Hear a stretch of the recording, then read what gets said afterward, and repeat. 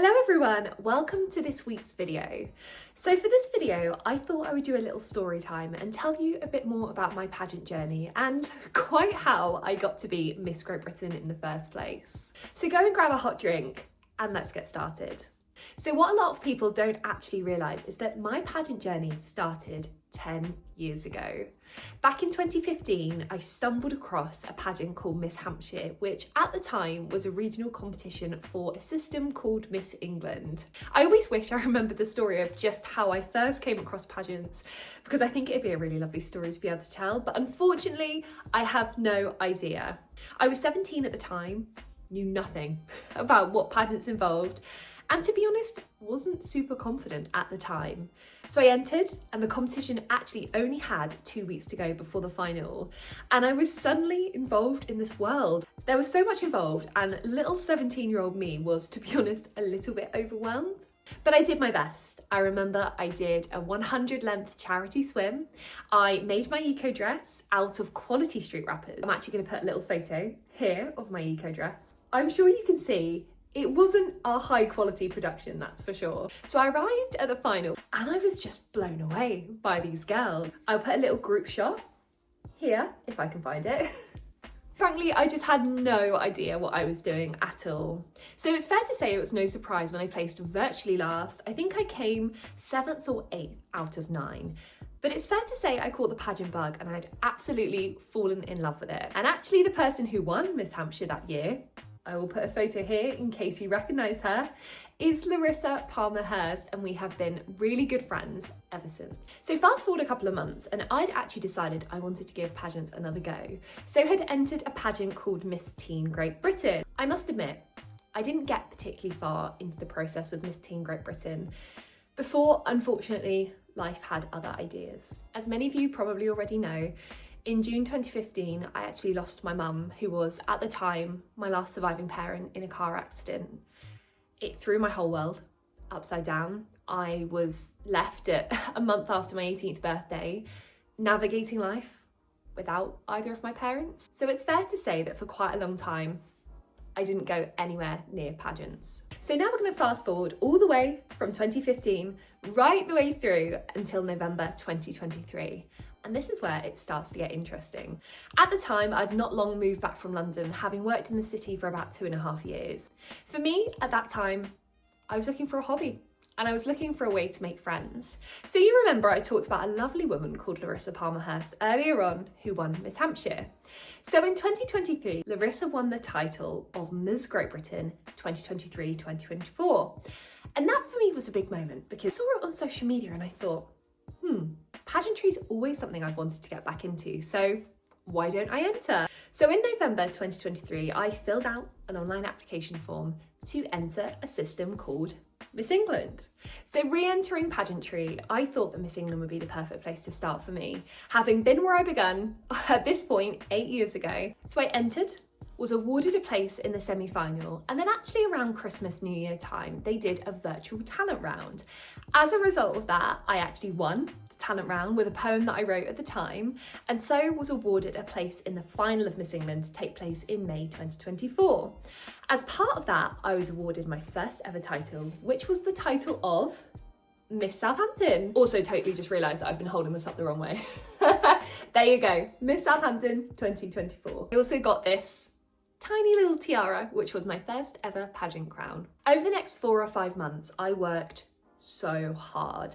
I was travelling up and down the country, attending events, representing Miss England as a system and just giving it my heart and my soul. So fast forward to the national final of Miss England in 2024 and I was fortunate enough to place in the top 12. So to get into the top 12 of Miss England, what you had to do was win one of the rounds or be one of the judges' choices, and I actually won the Explore the Nation round and got this very lovely trophy and this sash, which you can tell was a little bit of a DIY job at the time. I actually still have the programme from when I competed in Miss England, although it's a little bit bent. It's been in a box for a little bit. So you can see here, little baby Miss Southampton me. Look at that. So this is where I'm going to be really honest. There are so many pageant systems here in the UK that all look for different types of title holders, are scored in different ways and have different values as a system. There will be systems that are a great fit for you, and there will be systems that are not such a great fit for you for a variety of reasons. Miss England, unfortunately for me, was not the right fit. As much as I would have loved the opportunity to go to Miss World, it just wasn't the right system for me. So after the final, to be honest, I was a little bit not sure about pageants. But there was only one that I would consider doing, and that was Miss Great Britain. So a few weeks after competing in Miss England, I got an Instagram message from Kirsty Fletcher, who is the regional director, or was the regional director at the time, for Surrey and London, asking if I might be interested in doing Miss Great Britain. And as I've said, it was the only other system I would consider. And at that time I thought, do you know what? Let's give pageants one more go. So to get to the national final of Miss Great Britain, there are two routes. The first is via one of the regional finals, and the second is by applying direct. If you live in an area where there is a regional heat, or you fall within catchment for a regional heat, that is your route. Only if you fall within an area that doesn't have a Miss Great Britain heat is applying direct your option. So I live in the south of England, so there are so many Miss Great Britain heats here. So I was doing a heat. The heat that I fell in catchment for at the beginning was the Surrey heat. So after Kirsty's message, I decided to go for it. And I became a finalist for Miss Surrey 2024. So the final of Miss Surrey was actually only 6 weeks from when I entered. So again, started familiarising myself with the Miss Great Britain system, how that's scored, how it's marked, what type of title holder they're looking for, and really set about building my platform. This is when, for me, grief started becoming the basis of my platform. Grief is something that I've experienced an awful lot during my life, and quite a lot of the time I felt really alone in that experience. So it was really important to start using my platform as a pageant finalist, now a Miss Surrey finalist, to start talking about grief more openly. And that's what I did. As part of my prep for Miss Surrey, I did some catwalk coaching, I did a little bit of interview coaching, and I also did, oh my gosh, how many Instagram lives did I do? I did so many Instagram lives on grief, just trying to get that message out there and to get people talking about it more. So 6 weeks later, at the final of Miss Surrey, I placed 4th. So this is my 3rd runner-up sash. I wore this with pride afterwards. I also still have the programme from when I did Miss Surrey. There you go. Again, I was still blonde at this point. I didn't realise how incredible the girls in the Miss Great Britain system would be. So I walked away from the Surrey heat thinking, oh my gosh, these girls are absolutely incredible. The chances of me winning a regional heat are very, very slim. So after competing in Miss Surrey, I knew Miss Great Britain was a system for me. I loved it. I met so many incredible girls, some of which are still actually my really best friends to this day. And I just knew that one day I wanted to get to the national final of Miss Great Britain. A few days after the final, Kirsty, the director, messaged me and she said, look, we've had someone drop out of doing Miss London. And I really thought about it. And for me, the chances of me winning a regional heat back in 2024 felt really slim. But what I decided to do was go for it, on the basis that I could use it as experience to learn, grow more, so hopefully I could come back in 2025 and knock a regional heat out of the park. So I then became a Miss London finalist for 2024. So this is actually not my original sash. One of the girls I competed with at Miss London very kindly gave me her sash, and you'll find out why in a second. So I had 10 days to prep for Miss London, and luckily I'd just come off the back of doing Miss Surrey, so I had a little bit more of an idea of what Miss Great Britain were looking for. So for me, I didn't want to leave anything to chance with Miss London. I wanted to give it my absolute best so that no matter what happened, I could come back in 2025 having learned as much as I could. I found a very special dress. I will put a photo of her here. So I actually saw this dress advertised on a Facebook pageant resale group. Pageant girls, if you're looking for a dress for your competition, definitely check out some of these resale sites. You can get the deal of the century. So to get this dress, I actually drove all the way to Coventry after work to pick it up and to try it on. And it wasn't that long before my competition. I think it was probably less than a week before because we only had 10 days. And I was stood there about to put this dress on in this lady's house, and I thought, if this doesn't fit, I don't know what I'm gonna do. And luckily she fit, and she was the most amazing dress, and it had the most incredible overcoat, and I spent so long practicing. I'll put a couple of videos here of me practicing at home with the skirt just to make sure I knew exactly what I was doing. Again, another pageant tip for girls: if you've got a skirt or something on your outfits, make sure you're practicing with it. I arrived at the final of Miss London and I was just going to have the best time. The result didn't even matter. I was just there for the experience and to learn as much as possible. So I was a little bit shocked when I walked away with the title of Miss London 2024. And of course, I know you all want to see the crown. I'm also going to scooch over here so I can put a little video of my first ever crowning moment. It was just the most special moment. And also, I feel like I gave the Miss London team content for days with my reaction. I was genuinely not expecting it at all. I'm gonna scooch back over here now. So, I was Miss London and I was heading to the national final of Miss Great Britain in 2024. So when you win a regional heat, depending on where your heat is in the year, you can only have, 3-4 months to prepare for the national final. And there was a lot to do, especially as I was not expecting it. So I set about working through the national finalist handbook, which tells you everything you need to know. I had more coaching. I was shopping for my outfits. I was getting myself as ready as I could be for the national final of Miss Great Britain. So, October 2024, the national final of Miss Great Britain. I turned up and I was scared, I was nervous, and I was so overwhelmed. Although I knew what to expect, living through that experience is very, very different. Across the 2 days, I had so much fun. I'm gonna put a couple of photos and maybe even some videos if I've got them here of my experience at the final. I had so much fun, but it did not go very well. So as you'll know by now, there are 5 scored rounds in Miss Great Britain. The first is the interview, which takes place on day 1 of the 2 days of the final. An interview is so important. What I'd done is, for the first time ever, I'd learned my interview as almost a script. You get 2 minutes to tell the judges who you are, what you've done in the lead up to the competition, and what you would do if you won. And I had memorised that to within an inch of my life. On interview day, I walked over to the judges, sat down on the interview chair, said the first couple of lines of what I was going to say to them, and then my whole interview just left my body. I was sat there, I remember at the time, and I was looking at the judges and I just thought, I have no idea what I'm meant to be saying. So I tried to improv a little bit, and then I thought, no, we're going to sit and take a breath. And I remember the head judge saying to me, it's okay, take a minute. So I gathered my thoughts, gathered myself, and then got through to the end of my interview. And I walked away from that interview thinking, that was not good. When you've got something as important as interview and it doesn't go how you wanted, it's really hard not to let your mindset run away with you, which is exactly what I did. I really let the fact that my interview hadn't gone to plan affect the rest of my performance throughout the other scored rounds at Miss Great Britain. I tripped twice on stage. I was not as confident and I was just second guessing myself the whole time.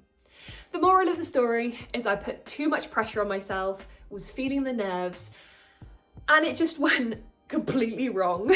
I walked away from the national final of Miss Great Britain having not placed in the top 10.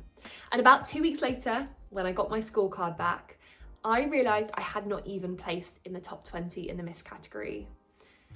That for me was devastating.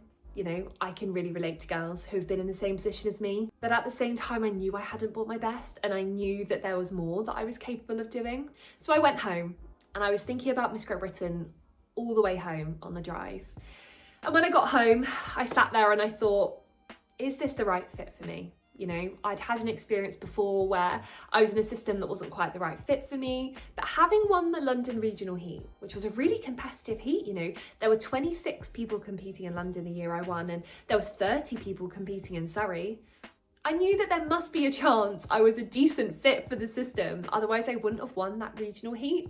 So when I got home, I sat down with a cup of tea, so I'm always telling you to get a caffeinated beverage, and I thought, I know I've got more to give.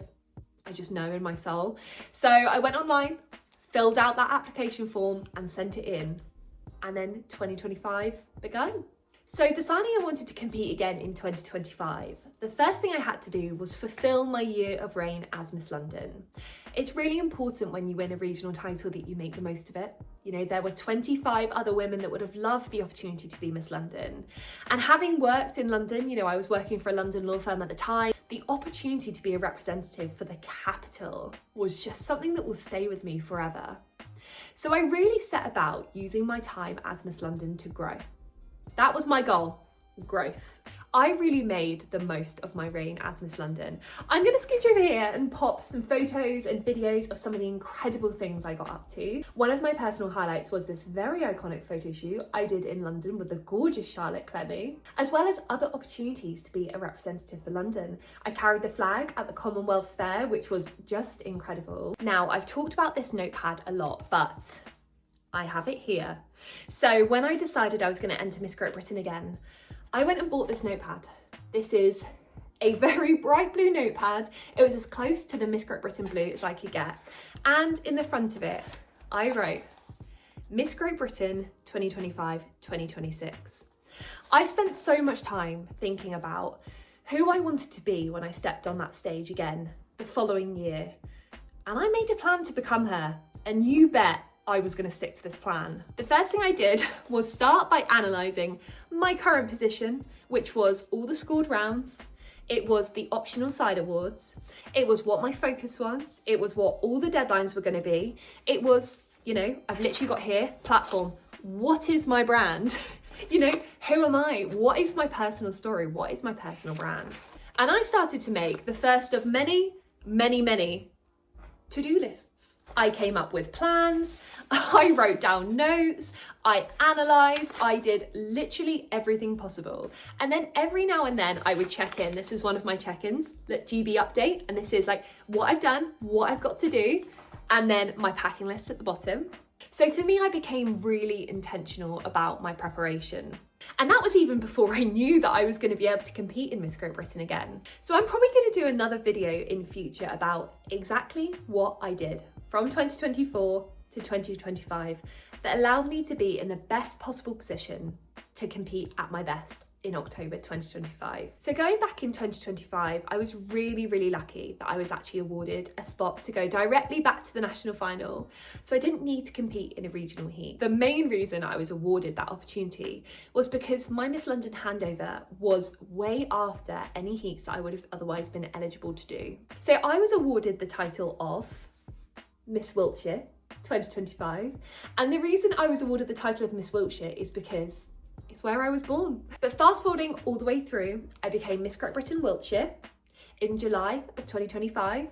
Used those final few months to really fine tune my prep that I'd been building ever since October 2024 and arrived at the national final of Miss Great Britain I arrived on the 15th, but the final didn't start until the 16th.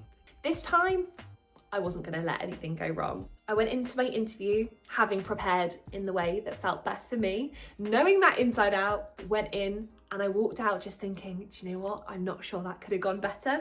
And sometimes it's really hard to know, but I said everything I wanted to say and was really confident in my delivery. So it felt good. I then really enjoyed the Queen's Party, which is the evening of the first night. Again, pop some photos here. We had a great time. We then arrived Friday, the 17th of October, 2025, to day 2 of the national final of Miss Great Britain. And this is when you see all the onstage rounds. So I did my 3 onstage rounds and felt pretty good about them. I felt like the crowd was warming up as we were going through.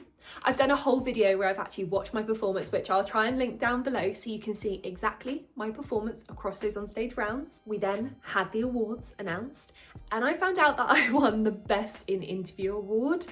And I thought that my interview had gone quite well, but you just never know. And to win the Best in Interview award is just such a privilege. And then we got whittled down to a top 10 and then a top 5. And then the moment happened. You always hope and you always dream and you always work hard. But to stand there on stage and hear your name called as Miss Great Britain, it was more than a dream come true. It was the culmination of a lot of hard work. I think especially from October 2024 to 2025, I worked so hard and I worked every day to prove to myself that it was possible. And I know that there are quite a few girls out there who might not think it's possible. You know, I didn't even place in the top 20. And when I got handed that microphone after I won, again, I'll put a picture here, I stood there and I said, girls, I didn't even place in the top 20 last year. So if you want it, come back, work hard and come back. And the fact that it is possible, gosh, I'm getting really emotional. Did not expect this. Ooh. The fact I got to stand on stage and my hard work paid off. It doesn't happen very often.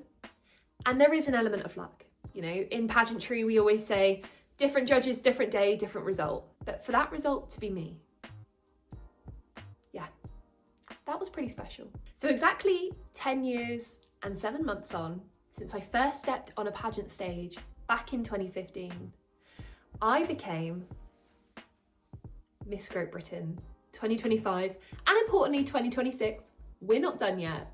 And I got to take this home.